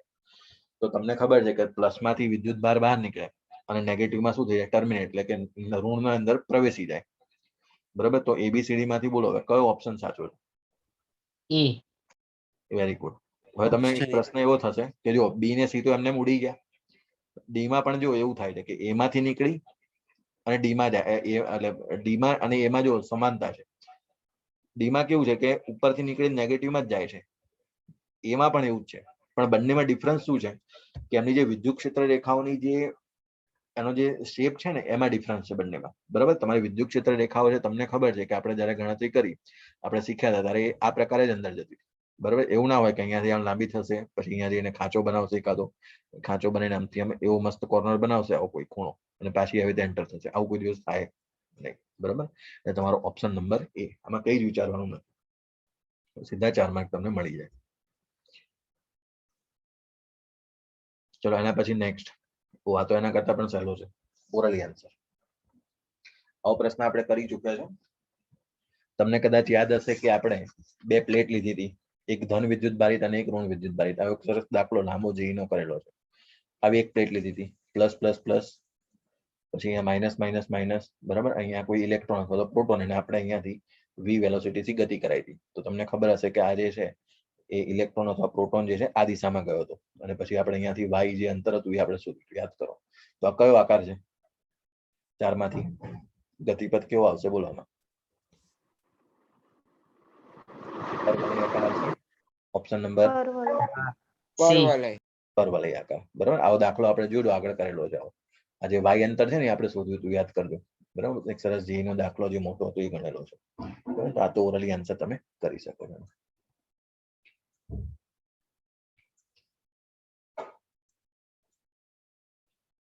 ચલો, એના પછી આ પણ સરસ દાખલો છે, લોજિકલ છે અને તરત પતી જાય આવો છે. બરાબર. જો સમય છે ને આમાં બહુ જતા નથી દાખલાની અંદર, પણ તમે જ્યાં સુધી કન્સેપ્ટ ક્લિયર ના હોય ને તો તમે ફસાઈ જશો આ બધા. એને જે કીધું છે એટલું જ કરો, જેનો ફિગર બનાવો. એને વિદ્યુત ક્ષેત્ર કીધું છે E બરાબર E not I cap plus 2 E not J cap. બરાબર. એટલે વિદ્યુત ક્ષેત્ર આ રીતે એને આપેલું છે, અને જ્યાં E નોટ બરાબર 100 ન્યૂટન પ્રતિ કુલમ, અને આ વિદ્યુત ક્ષેત્રના કારણે YZ સમતલમાં આવેલું છે. એટલે હવે તમારે અહીંયા થોડું ધ્યાન રાખવું પડશે. YZ સમતલમાં બરાબર એક ફિગર બનાવીએ આપણે. તમને ક્ષેત્રફળ સદિશની જે વાત કરી હતી ને એ તમને તરત ખબર પડી જશે. આમ YZ સમતલની વાત છે, તો YZ સમતલ એટલે આવું થશે. જો XYZ એક્સિસ બનાવી દઉં પહેલા. ચલો, તો આ થઈ ગયો તમારો X, આ Y અને આ Z. બરાબર. તો YZ સમતલ એટલે બોલો આવું થશે આ પ્રકારે. આ YZ સમતલ બોલો, આનો સદિશ ક્યાં આવશે? તો આનો સદિશ આ દિશામાં આવશે. ક્લિયર છે? આ સદિશ ક્ષેત્રફળ સદિશ બોલો I કેપ લખું, J કેપ કે K કેપ, શું લખાશે બોલો? આ એરિયા વેક્ટર માટે કયો સદિશ લખાયો? I cap. I cap. તો એ I કેપ. બરાબર. બસ ત્યાં દાખલો તમારો પૂરો થઈ ગયો. ફ્લક્સ કીધું છે. ફ્લક્સ નો ફોર્મ્યુલા આપણને બધાને ખબર છે, E ડોટ A. બરાબર. પેલો E એ cos થીટા, હવે થીટા અહીંયા જરૂર નથી, હવે ડોટ છે તો ડોટ પ્રોડક્ટ થી પતી જાય છે કામ. તો E ડોટ A વિદ્યુત ક્ષેત્ર કેટલું છે બોલો? તો E not I cap plus 2 E not J cap. હવે વાત છે ક્ષેત્રફળ સદિશની. તો ક્ષેત્રફળ સદિશ એરિયા કેટલું છે? જો તમને શું આપેલું છે? 0.02 મીટર ત્રિજ્યાની વર્તુળાકાર સપાટી આપી. વર્તુળાકાર સપાટી એટલે એનું ક્ષેત્રફળ કેટલું થાય બોલો? પાઈ આર સ્ક્વેર થશે. એરિયા બરાબર, તો પાઈ એટલે 3.14. આ ગણતરી કરો તો કેટલી થાય છે? અને આર નો સ્ક્વેર એટલે 0.02 નો સ્ક્વેર. બોલો કેટલું થાય છે આ ગણતરી? એરિયા કેટલું કહી દો ખાલી, ફટાફટ કેલ્ક્યુલેશન કરો.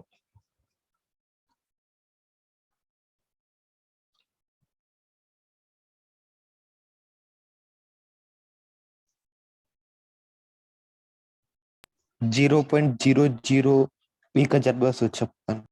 Yes, okay. 1.2 ગુણ્યા 10 ની -3 ઘાત. 0.0 અને 0 પોઈન્ટ માં લખો, કેમ કે જો ઘાતમાં ક્યાંય નથી એટલા માટે. 0.00 125. 1256 સમથિંગ. ઓકે, ચલો બરાબર, આટલું થયું. હવે આની પાછળ મારે શું લખવાનું થાય બોલો? 0.001256 એની પાછળ હું શું લખું? I કેપ લખી દઉં, કેમ કે X I દિશામાં જાય છે. હવે તમને ખબર છે કે ડોટ પ્રોડક્ટ કરવાનો હોય તો I જોડે I, બાકી બધું 0. તો મારે શું લખવાનું થાય? E નોટ એને ગુણ્યા 0.001256. બરાબર. J કેપ સાથે તો શું થઈ જશે? 0 ઉડી જ જશે. તો બરાબર. E નોટ કેટલો આપેલો જો પ્રશ્નમાં? 100 આપ્યો છે, તો 100 ગુણ્યા 0.01256. બોલો કેટલો જવાબ આવશે અમારે? A. Option A. બરાબર. 0.125. 2 પોઈન્ટ કાપી નાખો, પતી ગયું. બરાબર. જો આમાં તમારે કેલ્ક્યુલેશન નો સ્પીડ હોય તો તરત 4 માર્ક. આ બધા જે દાખલા છે ફરી વખત કહું છું, જેઈ નીટમાં બધામાં પૂછાય. જેઈ નીટના જ ક્વેશ્ચન કરી રહ્યા છે પ્રીવિયસ યર્સમાં. મોસ્ટ આઈએમપી પ્રશ્ન. બરાબર. થોડો અઘરો લાગશે, કેલ્ક્યુલેશન લાંબુ થશે. બધાનું ધ્યાન અહીંયા. JEE નો ક્વેશ્ચન ગણતા ગણતા થાકી જવાશે, પણ લોજિક કઈ છે નહીં આની અંદર. બરાબર. જો તમને ફિગર બનાવતા આવડે તો દાખલો બહુ સરસ રીતે જલ્દી પતી જાય. બરાબર. કેલ્ક્યુલેશન લાંબુ છે, લોજિક પણ એટલું બધું અઘરું નથી. બસ ખાલી ફોકસ અહીંયા કરો. જે પ્રશ્નમાં આપ્યું છે એને આકૃતિમાં કન્વર્ટ કરવાનું છે.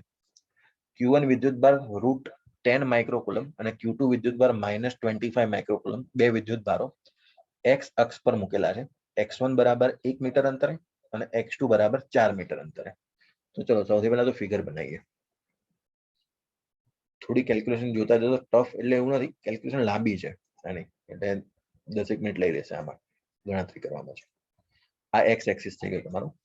જેઈ નો ક્વેશ્ચન છે 2019 નો. એક્સ અને વાય. Q1 જે છે √10 માઇક્રોકુલમ, એ ક્યાં મૂક્યો છે? 1 મીટર પર. અહીંયા લખી દો 1 મીટર. આ 1 મીટર છે, એના ઉપર મેં મૂક્યો છે વિદ્યુતભાર √10 માઇક્રોકુલમ. માઇક્રોનું પછી સેટ કરી લઈશું આપણે. પછી બીજું છે Q2 વિદ્યુતભાર -25 માઇક્રોકુલમ, એ તમે મૂક્યો છે 4 મીટરના અંતરે. તો અહીંયા માની લો કે 4 મીટર છે, એ ત્યાં આગળ મૂક્યો છે તમે -25, નેગેટિવ છે, -25 માઇક્રોકુલમ. અને તમને એવું કીધું છે કે y બરાબર 3 મીટર પર, એટલે y બરાબર 3 મીટર અહીંયા આગળ, એના પર તમે વિદ્યુત ક્ષેત્ર શોધો. હવે તમને ખબર હોવી જોઈએ કે y બરાબર 3 મીટર પર 2 ના કારણે વિદ્યુત ક્ષેત્ર મળે. એક તો આનું પણ વિદ્યુત ક્ષેત્ર મળશે અને આનું પણ વિદ્યુત ક્ષેત્ર મળશે, અને બંને ભેગા થઈ અને ખૂણા પણ બનાવે છે, અને બંનેની દિશા પણ અલગ અલગ હશે. ચલો, તો સૌથી પહેલા મને આ માઇનસ નું દિશા કોણ કહેશે? આ -25 ની ડાયરેક્શન કઈ બાજુ આવશે? અંદરની તરફ આવશે. તો આનું વિદ્યુત ક્ષેત્ર આ બાજુ આવશે. આને હું નામ આપી દઉં E1. બરાબર. હવે માની લો કે ફોર એક્ઝામ્પલ હું આને કહી દઉં થીટા, તો આ ઊંધો ઝેડ બનશે, તો આ પણ થીટા. એટલે અહીંયા આગળ કોણ થઈ જશે? E1 cos થીટા, અને એનો જે લંબ ઘટક છે એ થઈ જશે તમારો E1 sin થીટા. બરાબર. એટલે જો પહેલાના કારણે વિદ્યુત ક્ષેત્ર લખવાનું થાય તો E કોના કારણે? તો પહેલાના કારણે એવું લખી દઉં. અહીંયા 1 તો લખી નાખ્યું ને આપણે, તો આને નામ આપી દઈએ આપણે કોઈ પણ E' આપી દઉં પહેલું નામ. તો E' બરાબર E1 cos થીટા બરાબર I cap minus E1 sin theta. એટલે પેલું E1 કોમન જ કાઢી લઉં, ચલો પતી જાય, કેમ કે એ પાછું એક સ્ટેપ વધારે લખવું જરૂરી નથી. E1 કોમન કાઢ લઉં છું, જોજો. તો E1 બહાર કાઢ લો એટલે cos થીટા I કેપ બરાબર, x x માં છે, પછી નીચે છે પેલો એટલે માઇનસ જે કેપ, એટલે minus sin theta J cap લખી જશે આવું. ચલો, E1 નું મૂલ્ય કોણ કહેશે? બિંદુવત વિદ્યુત ભારના કારણે વિદ્યુત ક્ષેત્રનું મૂલ્ય ખબર છે બધા? KQ² by KQ by R² formula વિદ્યુત ક્ષેત્રનો. E બરાબર KQ ભાગ્યા R². ફોર્મ્યુલા બધાને યાદ છે, તો એના પ્રમાણે મૂકી દઈએ. ચલો, તો મૂકી દઉં KQ એટલે K એટલે 9 × 10⁹. Q વિદ્યુત ભાર કેટલો છે? -25. બરાબર. એટલે ડાયરેક્શન તો આવી જ ગઈ છે. બરાબર. એટલે ત્યાં આગળ તમારે ત્યાં આગળ ફરી વખત -25 લખવાની જરૂર નથી. બરાબર, કેમ કે એના ઉપર તો આપણે ગણતરી કરી લીધી છે પહેલા. બરાબર. એટલે નેગેટિવ તમે 25 ત્યાં નહીં લખો તો ચાલશે.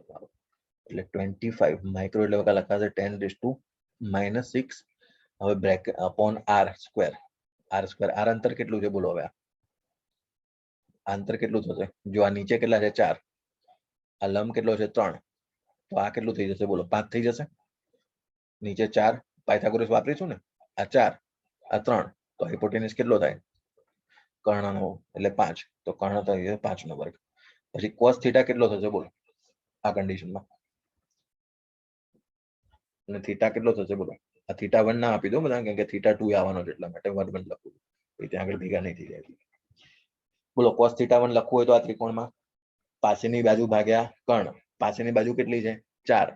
એટલે 4 ભાગ્યા 5 I cap minus sin theta સામેની બાજુ ભાગ્યા કર્ણ. sin થીટા એટલે 3 ભાગ્યા 5. આ ત્રિકોણ જો એમાં સામેની બાજુ કોણ છે? 3. તો 3 ભાગ્યા 5 જે કેપ.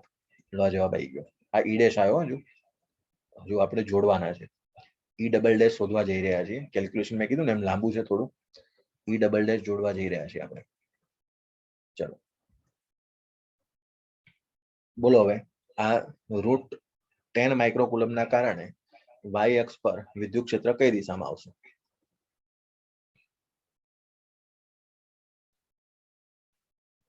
કઈ દિશામાં જશે વિદ્યુત ક્ષેત્ર બોલો?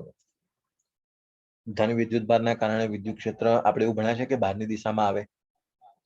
ધન વિદ્યુત ભારના કારણે વિદ્યુત ક્ષેત્ર બહારની દિશામાં. પેલું નેગેટિવ અંદરની બાજુ કેમ કર્યું હતું? માઇનસ હતો એટલે. તો આના કારણે મારે બહારની દિશામાં બતાવવું પડશે ને. તો આને હું E2 નામ આપી દઉં. બરાબર. હવે આ પણ એક ખૂણો બનાવે છે જેને હું θ2 નામ આપું. હવે રેડ કલરમાં જોજો, આ θ2, તો આ પણ θ2. એટલે અહીંયા આગળ શું લખાશે બોલો? E2 cos θ2, અને એનો લંબ ઘટક જે છે એ આવી જશે તમારો E2 sin θ2. બરાબર. તો ચલો હવે આપણે E" ની ગણતરી કરીએ.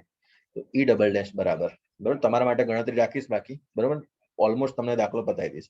આ જો E' અને E" બંને આવે ને એનો સરવાળો કરવાનો એટલે ABCD માં તમારો ઓપ્શન મેચ કરશે. પછી E" ની ગણતરી કરીએ તો એમાંથી જો આમાંથી E2 તો કોમન લઈ લઉં છું.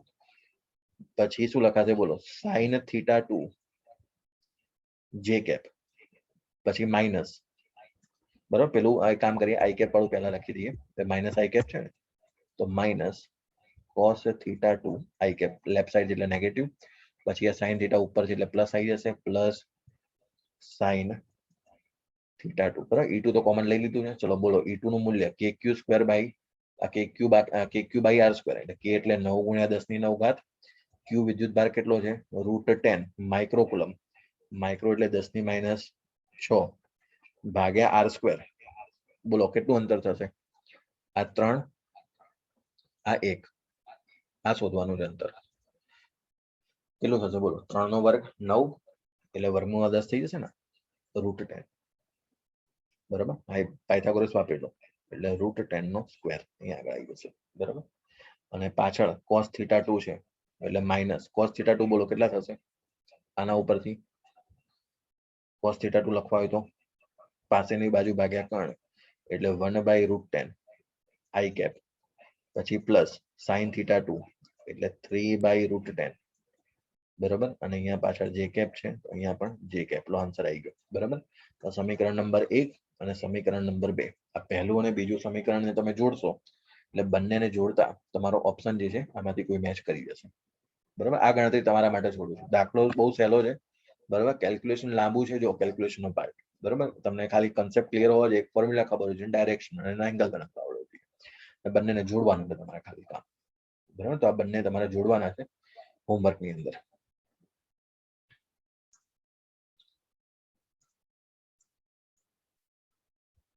ચલો એના પછી નેક્સ્ટ, બે બિંદુવત વિદ્યુત ભારો વચ્ચે વિદ્યુતીય બળ જે છે 200 ન્યૂટન છે, અને કોઈ એક વિદ્યુત ભારનું મૂલ્ય 10% વધારવામાં આવે અને બીજા વિદ્યુત ભારનું મૂલ્ય 10% ઘટાડવામાં આવે તો આટલા જ અંતરે રહેલા બંને વિદ્યુત ભારો વચ્ચેનું વિદ્યુત બળ જે છે એ કેટલું થશે? ચલો ગણતરી શરૂઆત કરીએ. સૌથી પહેલા તો બળ કેટલું છે? 200 ન્યૂટન. હવે આપણે નામ આપી દઈએ ને Q1 Q2, અથવા તો બંને બે બિંદુવત વિદ્યુત ભારો સરખા છે એટલે એને સેમ જ નામ આપીએ, કોઈ ફેરફાર કરતા નથી તો પણ ચાલશે, આન્સર તો એનો જ આવશે. F બરાબર KQ² ભાગ્યા R, જનરલી પહેલા લખી દઈએ, એ છે તમારો 200 ન્યૂટન નું બળ. પછી એમાં શું કીધું છે? કોઈ એક વિદ્યુત ભારનું મૂલ્ય 10% વધારી દો. બરાબર, 10% એટલે કેટલું થાય બોલો? 0.1 Q વધારે એવું કહેવાય. માની લો કે પહેલા Q હતો, એમાં 10% એટલે 0.1 Q વધાર્યો એટલે કેટલો થઈ ગયો? તો કે ભાઈ 1.1 Q થઈ ગયો. એટલે આમાં 10% વધાર્યો અને બીજામાં 10% ઘટાડ્યો એટલે 0.1 Q ઘટાડી દીધો તમે. તો Q માંથી 0.1 એટલે કેટલા થઈ જાય? 0.9 Q થઈ જશે તમારી પાસે. બરાબર, આ રીતે.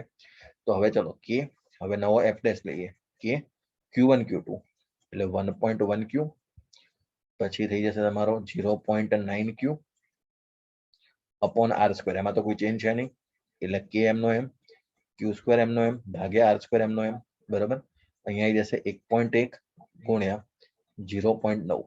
બરાબર, એટલે અહીંયા આગળ જો 1.1 ગુણ્યા 0.9 એ તો એમનું એમ જ છે. એની સાથે KQ²/R² તો શું છે? 200. લો સોલ્વ કરી દો, કેટલો જવાબ આવે છે જોવામાં. બરાબર, પેલો KQ²/R² તો તમને આપેલું જ છે પ્રશ્નમાં 200 ન્યૂટન, તો એ તો ડાયરેક્ટ મૂકી દઈશું આપણે. Option C. Option C. Option C. Very good, 198. બરાબર, જો એકદમ સહેલો પ્રશ્ન છે એટલે સામાન્ય કેલ્ક્યુલેશન છે. જે નીટમાં એટલા અઘરા પ્રશ્નો હોતા નથી જેટલા તમે વિચારતા હો છો. મને લાગતું નથી મારે ગણતરી કરવાની જરૂર હોય. સમબાજુ ત્રિકોણના 3 શિરોબિંદુ પર Q જેટલો સમાન વિદ્યુત ભાર છે તો મધ્ય કેન્દ્ર પર વિદ્યુત ક્ષેત્ર ખાલી જગ્યા થાય. Very good, yes. બળ પણ શૂન્ય લાગે, વિદ્યુત ક્ષેત્ર પણ શૂન્ય લાગે. બરાબર, કારણ કે ઉડી જશે. તમને આ ખ્યાલ છે, આપણે દાખલો કરેલો છે, ત્રિકોણ હતું. બરાબર, કરાવવાની જરૂર નથી. +Q+Q+Q ખાલી ઓરલી બતાવી દઉં છું. તો આના કારણે સેન્ટર પર વિદ્યુત ક્ષેત્ર આ દિશામાં, આના કારણે આ દિશામાં, આના કારણે આ દિશામાં. ત્રણેય વચ્ચેનો જે ખૂણો છે 120 120 120, તો નેટ જે છે એ તમે તો આ બેને સોલ્વ કરીને આની સાથે એડ કરો તો પણ 0 થાય. અને 120 120 120 અને ત્રણેય બળના મૂલ્ય સરખા હોય તો વિદ્યુત ક્ષેત્ર જે પણ સદિશ હોય એના મૂલ્ય સરખા હોય તો તમારું જે F નેટ છે એ તમારો શૂન્ય થાય. અહીંયા E નેટ ગણવાનો છે F નેટ ના વિદ્યુત ક્ષેત્ર, તો એ પણ તમારું શું થઈ જશે? શૂન્ય થઈ જશે. આપણે ડિટેલમાં આનું ડિસ્કશન કરી લીધું છે. ચલો એના પછી આ અગત્યનો પ્રશ્ન, બરાબર, તમે કદાચ ભૂલી ગયા છો. બહુ નાનો ટોપિક, આપણે બહુ શરૂઆતમાં ભણ્યા હતા. તમે કદાચ યાદ કરો, મેં તમને કીધું હતું કે બે વિદ્યુત ભારો, બરાબર, ફટાફટ તમને રિવાઇઝ કરાવી દઉં. બે વિદ્યુત ભારો છે Q1 Q2, આ બંને વચ્ચે હવા છે અને બંને વચ્ચે હવા હોય ત્યારે આના બંને વચ્ચે બળ લાગે છે F in air કહી દઉં. બરાબર, હવે આ હવાને હટાવી દઉં અને Q1 Q2 વિદ્યુત ભાર એમના એમ છે, અંતર પણ એમનું એમ છે R. બરાબર, એટલે R માં કોઈ ફેરફાર નથી. અહીંયા આગળ કોઈ બીજું માધ્યમ મૂકી દઉં. તો ફોર્સ ઇન મીડિયમ લાગશે, બરાબર. આ બંને વચ્ચેનું રિલેશન, આ માધ્યમ હોય એનો કોઈ ડાયલેક્ટ્રિક અચળાંક હોય કે, બરાબર. તો આ બંને વચ્ચેનું રિલેશન આપણે જોયું હતું. તો યાદ કરો, force in air divide by force in medium બરાબર ડાયલેક્ટ્રિક કોન્સ્ટન્ટ કે થતું હતું.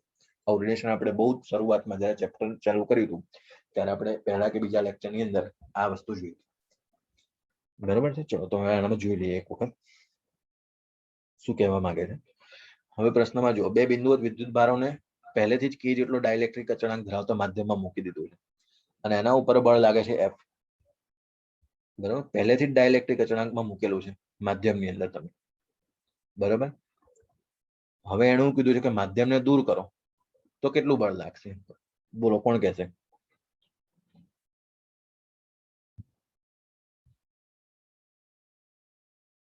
ઊંધું પૂછેલો છે પ્રશ્ન આખો, બરાબર. લોજિક જો તમે એકદમ ઊંધું લગાયેલું છે. ના ના, ખોટું જવાબ. એફ કે C જવાબ આપશો. option yes, very good. Option C. તમે કન્ડિશન તમે ફરી વખત વાંચો. એને પહેલેથી જ, હવે તમે જો આપણે અહીંયા એફ ભણીએ છીએ ને, એની એફ એર એફ મીડિયમ એટલા માટે હું સ્પેસિફિક કરું છું. જો એને એવું કીધું કે માધ્યમમાં મૂકતા તેના પર લાગે છે બળ એફ, બરાબર. એટલે ફોર્સ ઇન મીડિયમ જે છે એ તમારું કેટલો છે અહીંયા આગળ એફ જેટલો છે, બરાબર. હવે એને તમને શું પૂછ્યું છે કે હવે જો માધ્યમને દૂર કરવામાં આવે તો ફોર્સ ઇન એર શોધવાનો છે તમારે. તો ફોર્સ ઇન એર બરાબર બોલો ફોર્સ ઇન મીડિયમ ગુણ્યા તમારું કેટલું થઈ જાય કે ગણું. તો ફોર્સ ઇન મીડિયમ કેટલો છે એફ, એને ગુણ્યા ડાયલેક્ટ્રિક અચળાંક કેટલો છે કે. તો જો હવે હવા થઈ ગઈ છે તો હવામાં કેટલો થયો એફ કે. જોડે છે સૂત્ર પ્રમાણે આ પ્રકારે. એટલે પ્રશ્ન એને ઊંધો કરી દીધો આખો પહેલેથી જ, બરાબર. એટલે તમે કન્ફ્યુઝ થઈ ગયા.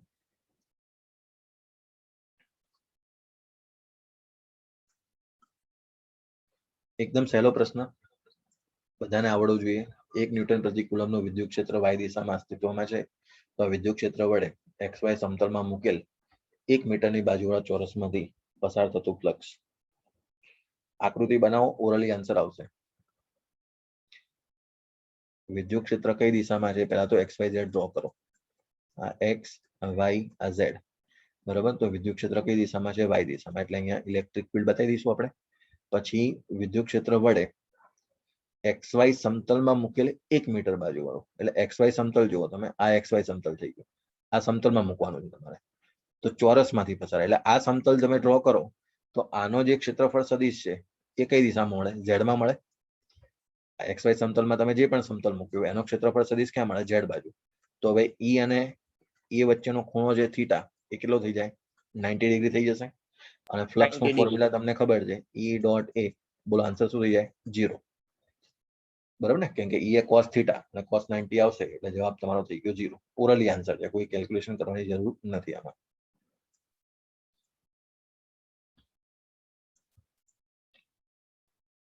આ દાખલો થઈ ગયો છે આપણે, બરાબર. જોઈ લેજો.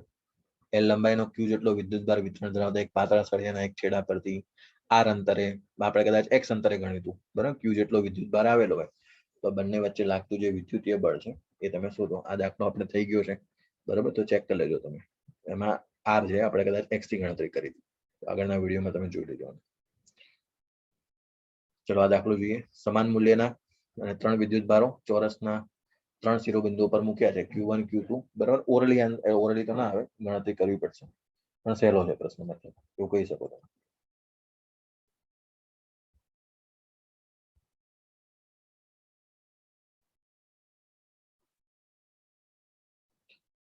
ટ્રાય કરશો કે ચલો હું સ્ટાર્ટ કરી દઉં છું. ચલો સમય ઓછો છે થોડો, એટલે હું ગણાઈ દઉં છું.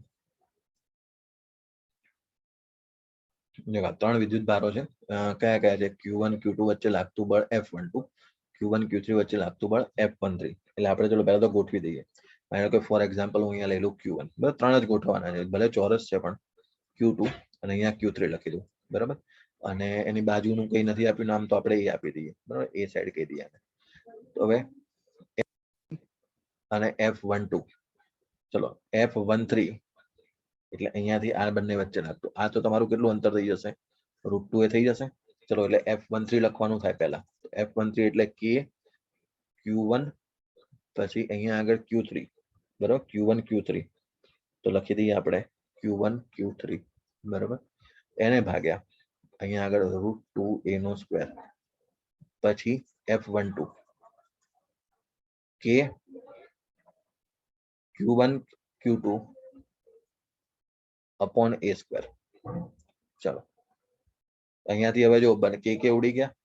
Q1 Q2 જે છે એ બધા મૂલ્ય જો સરખા હોય, કારણ કે ઓપ્શન ની અંદર તો Q છે નહીં, એટલે આ બધા આપણે સરખા માની આને પણ ઉડાઈ દઈએ. A સ્ક્વેર પણ ઉડી જાય તો ઉપર બનશે 1/2 અને નીચે શું વધશે? કશું વધશે જ નહીં, એટલે ખાલી જવાબ આવશે તમારો 1/2 નો.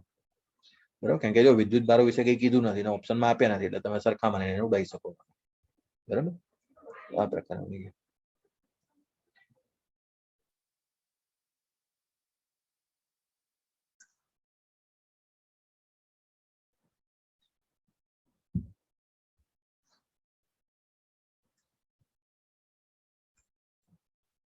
ફોર ક્યુ અને -2Q વિદ્યુત ભારોને અમુક અંતરે રાખતા તેમની વચ્ચે લાગતું બળ F છે. ત્યારબાદ તેમને વાહક તારથી જોડવામાં આવે છે અને છૂટા પાડવામાં આવે છે. હવે તેમને બંનેને પહેલા કરતા અડધા અંતરે રાખવામાં આવે તો તેમની વચ્ચે લાગતું બળ જે કેટલું થશે? તો જો સૌથી પહેલા આપણે જોઈએ કે 4Q અને 2Q અને તેમને અમુક અંતરે રાખ્યું, એટલે કે આર અંતરે. ફોર એક્ઝામ્પલ માની લો તો કે F બરાબર K, Q1 એટલે 4Q, Q2 એટલે -2Q અપોન R સ્ક્વેર. કેટલા થઈ ગયા? -K, અહીંયા 4 × 2 8 લખી દઈએ પહેલા, -8 K Q square divide by R square. આ પહેલું બળ છે. હવે બંનેને વાહક તારથી જોડ્યા અને છૂટા પાડ્યા. હવે જોડો એટલે તમને ખબર છે, ટોટલ કરી દેવાનું પહેલા, એને ભાગ્યા 2. આટલો વિદ્યુતભાર બંનેમાં વહેંચાઈ જશે. 4Q - 2Q એટલે કેટલા હતા? 2Q વધ્યા. 2Q/2 એટલે કેટલા વધ્યા હશે બંને ઉપર? તો એક ઉપર Q અને બીજા ઉપર પણ Q. અને પછી બંને વચ્ચેનું જે અંતર છે એને અડધું કરજો. તો હવે જે નવો બળ લાગશે F ડેશ બરાબર, જોડો ધ્યાનથી હવે, K Q1 Q2 બરાબર. એટલે Q1 એટલે કોણ? Q. Q2 એટલે કોણ? Q. એને ભાગ્યા અંતર કેટલું હવે? R/2 નો સ્ક્વેર. એટલે અહીંયા લખી દેવાશે K, અહીંયા થઈ જશે 2 નો વર્ગ ઉપર આવી જશે ને, 4K Q સ્ક્વેર ભાગ્યા R સ્ક્વેર. આ થઈ ગયો તમારો F ડેશ. બરાબર. ચલો તો હવે બંનેનો ગુણોત્તર લઈ લઈએ. તો કે F ડેશ ભાગ્યા F બરાબર જોઈ લઈએ. તો F ડેશ એટલે પહેલા તો KQ square by R square તો ઉડી જ જશે, એટલે 4 ભાગ્યા 8 થઈ જશે. એટલે અહીંયા થઈ જશે 2, એટલે કે F ડેશ બરાબર F/2. આન્સર આવી જશે. બરાબર. આમાં કોઈ કેલ્ક્યુલેશન, નેગેટિવ સાઇનને નેગ્લેક્ટ કરો, કારણ કે ઓનલી મેગ્નિટ્યુડની આપણે વાત કરીશું ત્યાં આગળ એ પ્રમાણે. તો તમારો આન્સર જે છે એ F/2 આવી જશે.